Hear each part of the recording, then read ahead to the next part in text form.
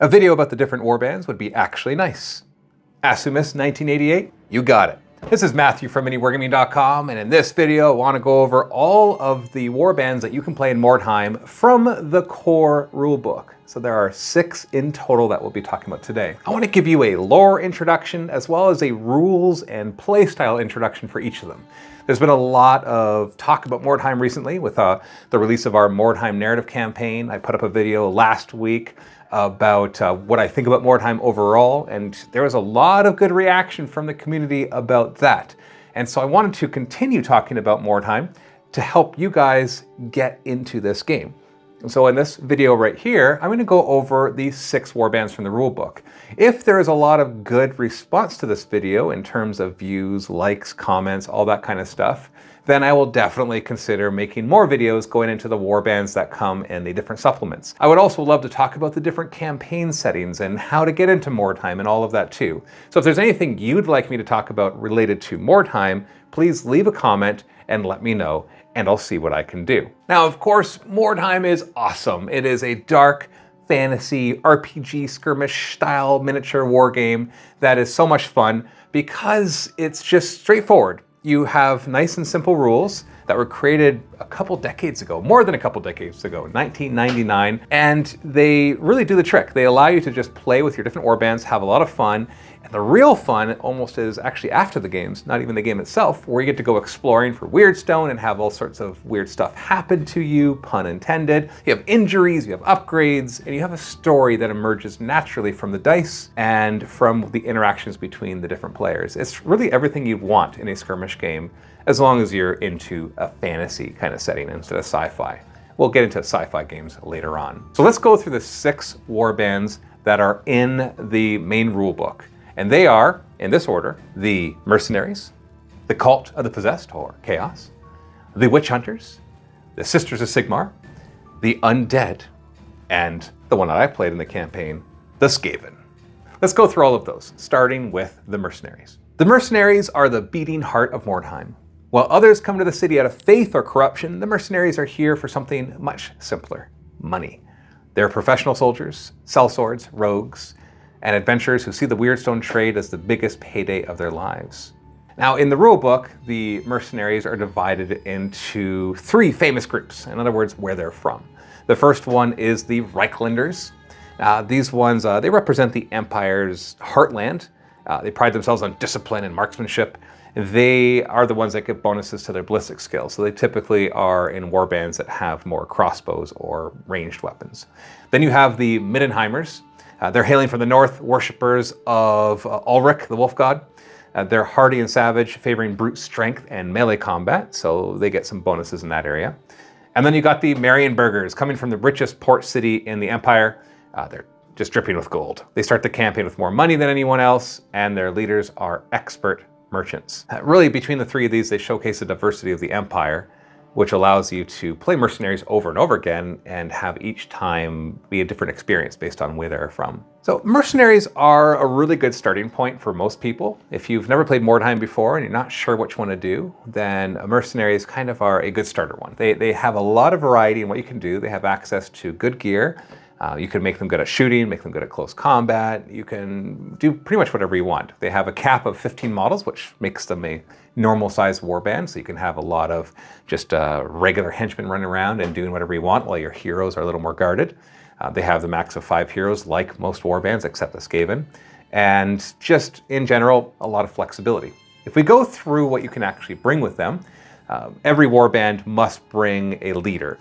In this case, this one is a mercenary captain.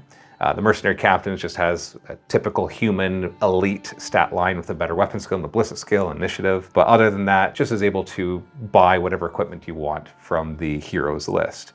Then you can bring up to 2 champions. So these are the ones that are really good in combat. They have a better weapon skill, unless you're bringing Reichlanders, of course, who get the bonus in their ballistic skill. And then you can also bring up to 2 young bloods. Now, young bloods are the cheapest. They're actually even cheaper than your henchmen, who don't upgrade as quickly, but they have the potential to become much more powerful because they are heroes and get all of the heroic upgrades. So they start with a crappier weapon skill and ballistic skill, but they have access to all the equipment. As they upgrade, they become usually your MVPs of the entire game because you expect less of them and they progress a lot faster and they're much cheaper than the champions.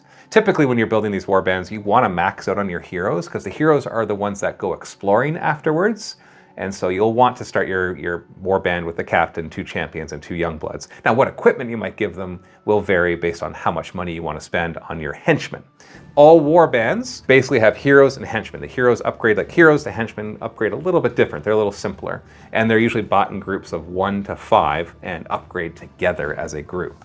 As the henchmen in Mercenaries, we have the warriors. These are pretty straightforward. They're just 3s across, weapon skill 3, ballistic skill 3, strength 3, toughness 3, initiative 3. It's just your basic human, and they just become interesting based on what weapons you want to give them. Then your other henchmen, which are limited, are 0 to 7 marksmen. You can probably tell by the name that they're meant to be better at ballistic skills, and or better at shooting, I should say. And the other one is 0 to 5 swordsmen. Now the swordsmen essentially just have a better weapon skill and access to a skill that makes them better at using, you guessed it, swords. Not really too complicated right here. Let's move on to the Cult of the Possessed. So if the mercenaries are pragmatists, the Cult of the Possessed are zealots of the darkest kind. They worship the Shadow Lord, a mysterious figure who rules Mordheim's ruins through fear and corruption. No one knows if he's a demon, a chaos champion, or something worse, but his power is undeniable. Now we actually do find out later on who he is, but I'll let you look that up if you want. The cult is made of broken men and women who have thrown away their humanity. They embrace mutation, demonic possession, and blasphemy in exchange for power. At the top are the magisters, sinister sorcerers who channel dark magic. Their champions are the possessed themselves, once human, now monstrous hosts for demonic spirits. Twisted claws, writhing tentacles, eyeless faces, they're basically walking nightmares. And around them gather mutants, granted unholy gifts like extra arms or unnatural strength. Brethren make up rank and file, fanatical cultists armed with whatever weapons they can scavenge, and sometimes even beastmen answer the call, adding brute muscle to the cult's ranks. Obviously, if you are a fan of chaos, then the Cult of the Possessed are for you. There's a lot of flavor to them that way, and the mutation system is really interesting, allowing you to customize some of your models in ways that no other warband really has access to. For a price, of course, it makes them much more expensive. So they are probably one of the scariest factions in Mordheim, but not because they have access to a lot of fear, because the undead have more of that, but because they can become really, really elite. You can pour a lot of gold into each of the heroes, making each one of them very scary. Or you can choose to make them not as scary and have more models. So really, whatever you want to do. The mutants add spice. You can roll or choose the mutations that you want, extra limbs for more attacks, or claws for better strength, all that kind of stuff. And then of course you have the beastmen, which can come in and grant you that extra toughness. They're not really flashy, but they're reliable. They're reliable brawlers that are really interesting. Now their weakness, of course, is their strength, which is that they're elite. And in Mordheim, that can sometimes work against you. So having less numbers and a game where you don't roll many dice. So like if somebody has a really big weapon skill, they might only still have maybe 2 attacks, maybe 3. And so yeah, you might hit on 3s, but if you're only rolling 2 or 3 dice, then that could go against you really easily at a critical time. And then you can get outnumbered by, the Skaven or other people bringing lots of henchmen. But if you like the idea of having a more elite group where each hero is really important, and even the henchmen can be scary, then the Cult of the Possessed is definitely for you. Let's go through what they can bring. So once again, you have to bring a leader. In this case, it's a magister. And what's interesting about their leader is actually a wizard, so they can cast spells. And that's something that we did not see in the mercenaries at all. And so not only do they have the typical human leader stat line, but they're a wizard as well, which is very, very powerful. Then you can bring up to 2 possessed, or the possessed they're called. And these are the ones that have totally become possessed by demons. And so they are incredibly expensive, but you can stack them up to be uber powerful. And they have natural fear, which means if anybody wants to charge them and they're not immune to fear, which most things aren't, they have to pass a leadership test, otherwise they're not allowed to charge and they just sit there doing nothing. It's actually very scary, pun intended.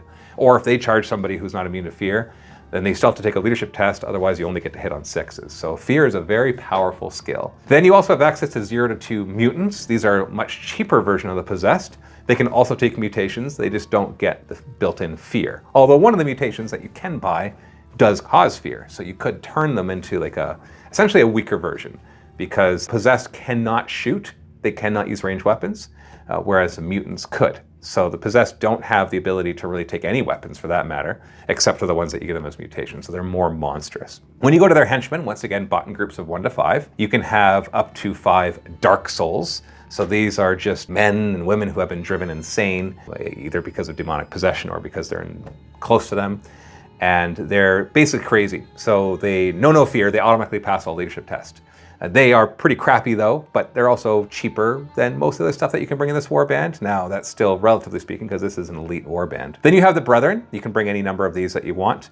Also crazy, but even a little cheaper than the Dark Souls, but they are not immune to all the leadership stuff. So they're, once again, kind of your basic human that are following these cultists around. Although they do have a really good leadership of 7, which is high for a henchman. And then lastly, you can bring up to 3 Beastmen. They are the most expensive of all your henchmen because they can actually even be equipped with weapons and armor, chosen from the Dark Souls list, but they start off with a toughness of 4, which in Mordheim is quite powerful, and a weapon skill of 4 as well. So they're really good, and they can actually upgrade and gain experience, whereas a lot of other specialist henchmen in some of the warbands can't gain experience. They're just kind of stuck at where they are.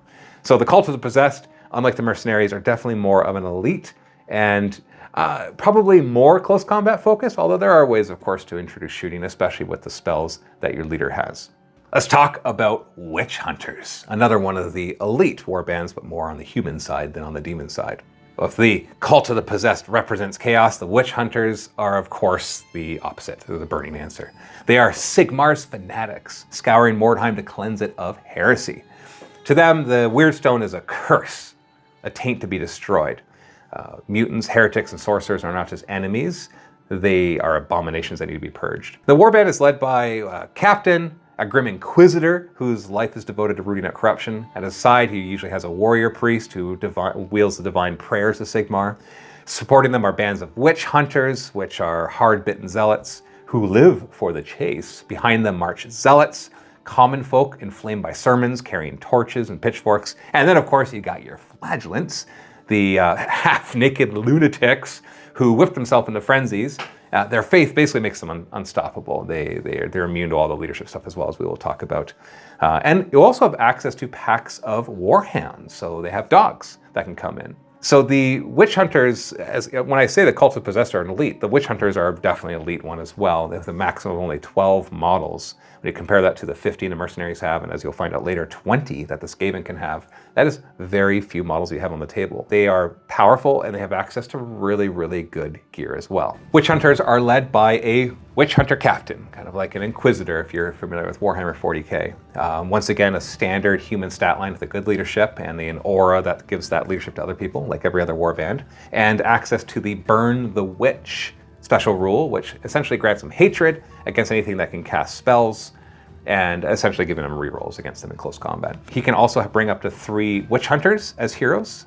Once again, you usually want to max out on your heroes, even if you don't give them much equipment at first, so that you have access to them in the post-game to do all the exploration.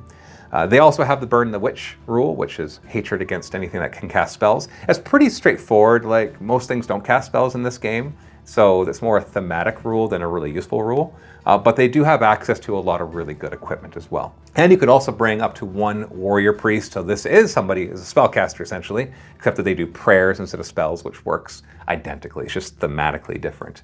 So they're the most fanatical, really good leadership. And you can make them a warrior, getting in there in close combat, or a more support role, whatever you decide to do with their gear. Into the henchmen, we've already talked a little bit about them, but you have access to the zealots, which is you can bring any number of them. They're just essentially people who join because they lost their family, or their homes, or all they cared for because of maybe demons most likely. If they're joining witch hunters, they most likely hate chaos the most. But they're super cheap. They only start with a crappy weapon skill, ballistic skill of 2, but once again, like the young bloods from the mercenaries, they're designed to be cheap, and they level up and they can do the heroic stuff after the games. And you can also bring up to 5 flagellants. These ones can never be your leader. They think the end is nigh. They have the, I believe it's called fanatical special rule. that it makes them automatically pass every kind of leadership test that they are required to take, but they can't become the warband leader because they essentially think that the end is nigh. They're madmen and madwomen ready to just throw themselves at whatever problem they need to fix. And lastly, you can bring up to 4 warhounds, which can't gain experience, but they're very cheap and give you a decent weapon skill and strength. But they can't upgrade and they can't take equipment, so really they're just a filler. They're only 15 gold each, which is incredibly cheap, so you'll never spend more than 15 on them, but they'll never upgrade. But that also means that if they die, they're really easy to replace, so you can just always have a few of them to fill in your warband, and they're really good at running around and fighting in close combat. So they're pretty nasty that way. So the Witch Hunters are really thematic, and if you are also playing against people where there is at least one player who has the Cult of the Possessed, or maybe vampires from the Undead, then you can thematically go in there saying, well, I'm not just here to get the Weirdstone to purge Mordheim, but I'm actually after you guys specifically because I want to take you out. And I really enjoy watching them that way. Steve plays the Witch Hunters in the Mordheim narrative campaign that we started posting a couple of weeks ago, so you should go and check that out. And next we have the Sisters of Sigmar. Now they're an interesting one. Every one of these is interesting, obviously, but they're interesting because they survived the comet that hit Mordheim. And because they survived, they are both revered by some and hated by others, because even the Witch Hunters themselves have suspicions of the Sisters of Sigmar. How did they survive that comet? That's kind of a difficult thing to do, especially when you consider that their fortress monastery mostly survived intact as well, whereas everything around them got devastated. Were they using some sort of sorcery or witchcraft, or were they truly protected by Sigmar? Who knows? And depending on how you want to play them, of course, you can decide which one it happens to be. And now what's really interesting here is that even though they don't spend Weirdstone, they all follow the same rules for gold and stuff, but instead of buying stuff with gold, it's a dowry they give to the Fortress Monastery. So it works mechanically the same. They still go out and hunt for Weirdstone, and then they're granted equipment from the Fortress Monastery because they were able to do that. And so it works just like going to town and to the trader and buying stuff, but thematically it's different. And just like the Skaven, they don't do the same thing. It mechanically is all the same, but they find different thematic reasons for it to actually be different, which I really, really like. So the Sisters are pretty unique to Mordheim, and they do play unlike any other warband. Their focus is on melee combat, but with like a religious twist. They'll wield prayers, which give them thematic powers, like resisting corruption, hating undead and possessed, or protecting allies. And they have access to 15 models, so they're kind of back to that average size warband. So let's talk about what you can bring in this one. Having access to 5 heroes, like pretty much every warband except the Skaven. The leader is a Sigmarite matriarch. And once again, with that standard human leader kind of thing, with your weapon skill, ballistic skill of 4, initiative of 4, and a better leadership, having access to prayers of Sigmar. So she's another one of the leaders that is also a wizard, but instead, once again, these are prayers, not spells. Don't you dare say that she's doing spells. She's praying to Sigmar, and he is blessing them in return. You can then bring up to 3 Sister Superiors. I recommend that you always max out your heroes when you're starting a warband, even if you don't give them much in terms of equipment, so they can do the post-game sequence. There might be some exceptions to that, and you guys can leave comments if you disagree with me. Go for that. The Sister Superiors are pretty straightforward heroes with a good weapon skill, and then everything else is just your standard 3 across the board. And lastly, you can also bring an Augur. Augurs are really interesting. They are blind. So their weapon skill and ballistic skill are just 2. So why would you want to bring one of these? Well, because they have the Blessed Sight, which allows them to reroll any failed characteristic tests and any rolls to hit in close combat or shooting. So even though their weapon skill is a 2, which means they're most likely hitting on 4s in combat, sometimes 5s, they get to reroll it. So that's statistically a lot better than having a weapon skill and ballistic skill of 3. I'd rather hit on 5s re-rolling than hit on 4s. It's just mathematically better by a small degree. But as soon as they upgrade their ballistic skill or weapon skill, and they still get to keep these re-rolls, that makes them very powerful. But you can only bring one of them though, so that is something to think about. Re-rolling climbing is a big deal, especially because their initiative is 3, which means you have to roll 3 or less on a die. So getting to re-roll that takes it from a 50% chance of success to a 75% chance of success, which is a big jump. And that goes for leadership too. So they can re-roll leadership tests as well. And so if they happen to be the surviving one and they're doing their route test, or they're going up against somebody who causes fear, they're very likely to get through. Once again, with a leadership 7, that's like a 55% chance of success. And with a reroll, that brings it more to like an 80% chance. So really, really interesting to see them. And I love the idea of them being modeled to be blind as well. And so you're just like, oh, what's this little woman gonna do? And then she kicks your butt because she can see without seeing, sight without eyes, whatever you want to say. We go to their henchwomen, which can once again be brought in groups of 1 to 5. They have access to only 2 different types. They have Sigmarite Sisters and Novices. Sigmarite Sisters are, once again, your straightforward human soldier. Nothing special about them, except that they're all special. And then we have 0 to 10 Novices, which are essentially just cheaper versions. So they're 15 gold instead of 25, which is significantly cheaper, but their ballistic skills and weapon skills are 1 worse, as are their leaderships. And you can still bring up to 10 of them though, so I'm not sure if I would suggest that you max out on the Novices before you bring Sisters, or you focus on the Sisters. It's really up to you. Do you want to try to fill up that 15 slots as quickly as possible, or do you want to add them later on? It's something that you have to decide. They also have access to their own special skills. I'm not going to go through all those right now. It's a little too much for this video, but that does mean that they have even more flavor as the heroes level up. So Sisters of Sigmar are very unique in the sense that they have a different thematic purpose of being there as they collect the Weirdstone and go against everybody else, not to gain wealth or fame, but to cleanse Mordheim of this horrible corruption. Next up, we have Undead. Skari decided to play the Undead in our campaign, and the Undead are terrifying, as you can kind of imagine they should be in a game that has Undead. But, I mean, this game also has Chaos and Witchhunters and Sisters of Sigmar, so who knows where they would rank on that. So the Undead, of course, bring the shadows. You would think that the City of the Damned would be focused on the Undead, but it's really not. There's plenty of them in there, but it's more Chaos than it is Undeath. So these warbands serve the vampire counts, specifically Vlad von Karstein, although you can always make up your own lore of who you're serving. And each warband is still led by their own vampires. We'll talk about that is the leader of these. They need to collect their Weirdstone to fuel their dark sorcery and strengthen the armies of the night. At the head of every Undead warband, of course, is your vampire. He usually has a necromancer with him, and then you've got these pathetic dregs, the humans that will follow him. And then he's able to bring a wonderful parade of nightmarish creatures such as zombies, feral ghouls, and dire wolves. I can tell you, having played against the Undead, that they are indeed scary, especially for Skaven, who have really pitiful leaderships. But they weren't like all powerful, just in certain ways they play.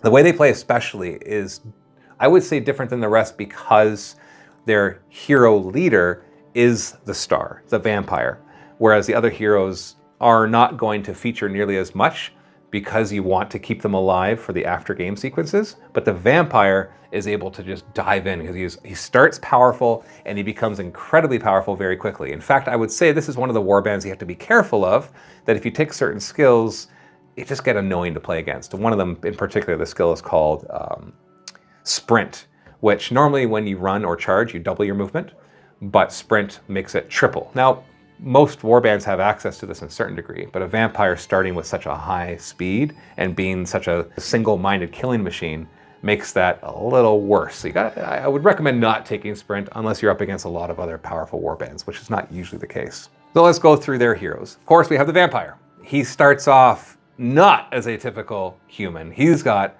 not just a weapon skill and ballistic skill of 4, but a movement of 6 in a game where 4 is the standard. He starts with a strength and toughness of 4, whereas humans start with 3s. He starts with 2 wounds.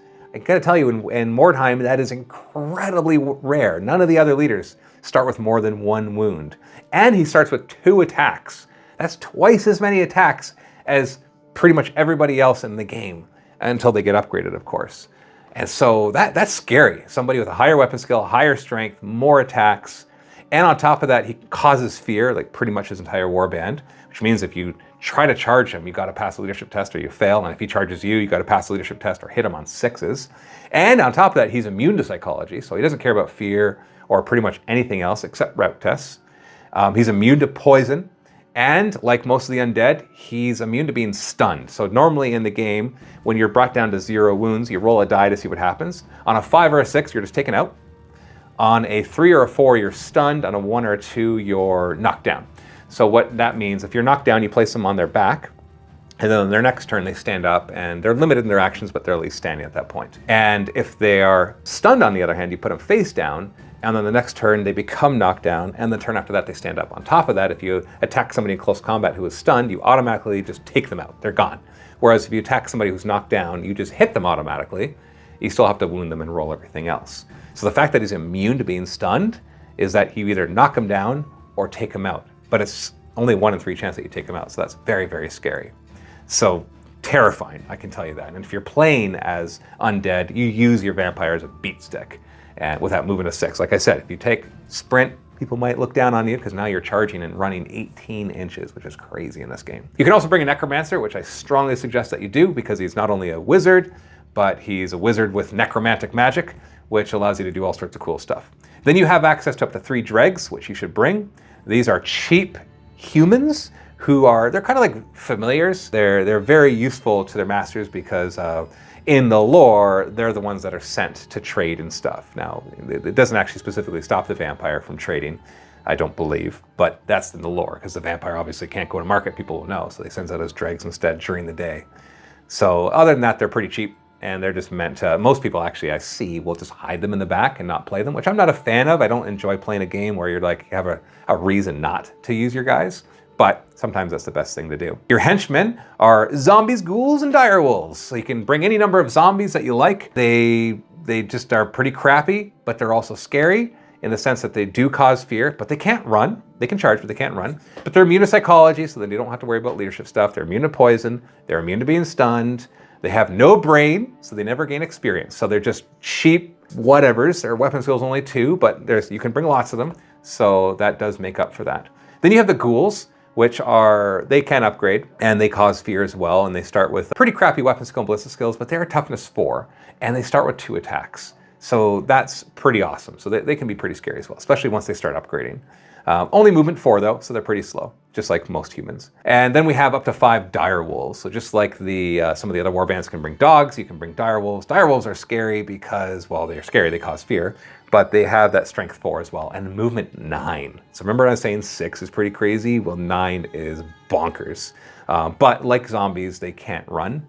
And so they can charge 18 or move 9. So it kind of balances out in that way. But unlike that, they are immune to stun, poison, psychology, they cause fear.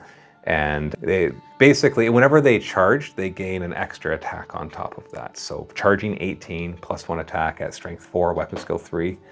I know it's a lot of numbers there, but just take it from me. That's scary. That's very, very scary. So undead obviously are going to appeal to people who like the idea of these swarms of zombies that move slowly because they can't run, which means every turn they're only going 4 inches. There are some spells that help you with that, but for the most part, they're very slow moving while the vampire jumps forward and picks off important targets. And the necromancer kind of helps support all of that as well. Last and certainly not least are the Ratmen, the Skaven. I played the Skaven and I had so much fun with them because I didn't have to take them seriously. And so if they died, they died. And if they performed, I was surprised pleasantly. They are probably the most numerous warband in the rulebook, as well as overall the fastest as well. So when we come to the Skaven, they are the Ratmen, specifically of Clan Eshin in the lore, but of course, if you want to come up with reasons why yours are from a different clan, you can do that. They're assassins, spies, killers of the Under Empire. They've come to Mordheim for one reason: Weirdstone. They are obsessed over it. To the Skaven, Weirdstone is not just currency, it's power. It's fuel for their weapons, their sorcery, and their schemes, of course. Most of the Empire doesn't even believe that the Skaven exist. That's how much they pop up and then disappear. But in Mordheim, their presence is quite undeniable. Bands of Ratmen scurry through the ruins, striking from shadows, swarming enemies, and vanishing again. So like I said, they are the fastest warband in the game. They're not very strong, but they can become overwhelmingly powerful, meaning that they don't have a lot of strength, but because there's so many numbers that they're bound to actually do really well that way. On top of that, they have access to a ranged weapon that they can spam as a sling. It's very cheap. And it's not powerful in and of itself, but the fact that you can bring so many of them makes it powerful. Because it has a decent range of 18, but it has a rule that if you are in half range and you don't move, you can actually fire it twice at -1 to hit, which typically means you're going to be firing it twice, hitting on 5s, maybe 6s. Now, that might not sound like a big deal, but once you have like 10 guys doing that, who all have a movement of 5 or 6, so they can run, get into a position in the middle of the table, and as soon as you move close enough, which You're not even able to charge them yet because, you know, if you're 8 or 9 inches away, that you might not be able to charge, but they can all of a sudden just throw a million slings at you. So when I played the Warband, I did actually bring slings on everybody, but I tried my best not to use them all the time until I played against Undead, because there was no way I was charging Undead with leadership 5 and 6. It just wasn't going to happen. So then I used my slings there. So I tried to have a blend of ranged and close combat. But it would be considered cheesing it out if all you did was bring lots of cheap guys and just give them all slings. So instead, you should throw some money at some more powerful weapons, even though they'll probably let you down half the time, because that's how the game works. They do have access to their own special skills as well, which we're not going to go in here, but it does give you some interesting variety. Looking at the heroes, you bring, of course, your Assassin Adept. Now, don't let that fool you when you hear Assassin Adept. Oh, he's going to be really good. He's not really. You can kid him out to be really good. He's got a movement of 6 and a decent weapon skill and ballistic skill and strength of 4 and initiative of 5. All that sounds great, but in the end, he's only toughness 3. And unless you want to put a ton of points into giving him armor, he's going to get boink as soon as he gets close to the enemy. So you got to be very careful with him. While he is good at picking out the enemies, that he'll quickly get overwhelmed and killed quite easily. But he does have the perfect killer skill, which means any of his attacks, ranged or close combat, do an extra armor penetrating. So he's already strength 4, which means in melee, he's already going through 1 armor, and his perfect killer gives him another 1. So for those of you that aren't familiar with all those rules, it just means he's better at punching through heavy armor, which does come up sometimes. Then you have access to 5 other heroes. So the Skaven are unique in the core rulebook in that they can have up to 6 heroes, and I strongly recommend you take all 6. Once again, even if you just bring them with nothing but daggers, so they can do all the post-game stuff. Up to 2 Black Skaven, and they're the most powerful. They're strength 4 and movement 6. They're nice and fast, and have access to the hero equipment. You usually give them things like claws. You have a Sorcerer, which is really cool because the Sorcerer has access to some powerful magic. You do randomly determine your spells, but most of the spells are useful. One of them lets you bring D3 giant rats at the beginning of every game, just for free, and which is really nice. Another one lets you cast a spell hurting your opponent, or you can curse. I had the one that let me curse, that you put it on an opponent, and that model is forced to reroll successful hits and saving throws. So they have a harder time hitting and a harder time staying alive. And that came up many times throughout the campaign. And lastly, you have up to 2 Night Runners. So these are like the young bloods. They're cheaper, crappier versions of like Black Skaven, but they have the potential to become better. Because they're cheap, you can just bring them and they can gain skills, and you can just throw them into the combat and not really worry too much about them. Your henchmen are really interesting. You have access to Verminkin, which are just clan rats. Nice and cheap, 20 gold apiece. And they got decent stats. Movement of 5 means that they're fast, and then they're just 3s across the board, but a better initiative, but a crappier leadership. So they're really gonna struggle against anything that causes fear, as you will find out. You can try to off-put that by having your leader near them, because he hands out his leadership to anybody within 6, but his leadership's not that great compared to others. Then you also have giant rats. So like all the other animals, they don't really upgrade, but they're cheap. They're 15 gold a piece. And because you can bring up to 20 models, you won't be able to do it right at the beginning with the amount of gold, but it doesn't take long before you can be like, you know what, let's just bring a pack of giant rats. Because you don't care about them. They're okay with a strength and toughness of 3 and a weapon skill of 2. They're gonna get in there and do something, but you just don't care because they don't gain experience, they can't have equipment, and so you just fill in your ranks with them. And if you are feeling spicy, you can bring up to 1 rat ogre. These things are incredibly expensive, don't upgrade, but they do cause fear, but they need a hero nearby, otherwise they become stupid, which is a very good chance that they do nothing. And they are large, which makes them easier to hit, but they are strength and toughness of 5, which is very powerful, and they have 3 wounds and 3 attacks, and they move 6. So they are very fast for this gigantic ogre. I don't think you should ever start a warband with one unless you're just really feeling it. It's something that you save up for over the course of a few games. So spoiler alert, I managed to get one near the end of the campaign, but I had to save a lot of my money, 210 gold to buy one of these. That's very, very expensive. So you really rely on the Verminkin, bringing 1 or 2 squads of them of up to 5, and then you fill out the rest of the giant rats, and eventually you buy a rat ogre. But definitely buy all of the heroes right away. And Skaven their playstyle is definitely the opposite of the Cult of the Possessed, where they're very elite, but the Skaven really don't focus on that. Like, your Black Skaven can get quite elite, and if you really want to lean into it, your Sorcerer and your Assassin can as well. But that's less important than the Dregs, all your henchmen, because they can just swarm forward. Who cares if one guy's got a better strength and armor and stuff when you have 5 other guys who cost the same as that one guy? and they're easy to replace if they die. So you can just send them forward and they can grab the weird stone, they can complete the objectives, and they can really kill your opponents as well. So that is the 6 warbands from the core rulebook. I hope that you enjoyed this. I hope this was useful to you. I realized I couldn't cover all of the information that I really wanted to, but I still wanted to give you that quick primer so that you can decide which one of those sounds like your playstyle. Of course, you might just go based on how the models look, and that's perfectly fine too. Mordheim is so much fun, and it's even more fun if you don't take it seriously. So I really suggest that you grab the rulebook, go to broheim.net, and you can pick up the community edition of the rulebook and access to tons of other scenarios and campaigns, but just start with the main rulebook. Don't even get any of the supplements, and you'll have tons of fun, because that's what we did with our first narrative campaign. And make sure you go to miniwargaming.com/Mordheim to check out the narrative campaign that we created recently. I played as a Skaven, we had Steve as the Witchhunters, Luca as Mercenaries, and Skari playing as a vampire and his undead. And I can't tell you how much fun I had playing that. I'm gonna put links below for this, as well as the video I put up a week or two ago talking about why Mordheim is awesome. But I'd love to hear from you in the comments. Would you like me to make more Mordheim content in addition to more narrative campaigns, obviously? If so, what questions would you like answered? Leave a comment below. Thanks for watching. Happy wargaming.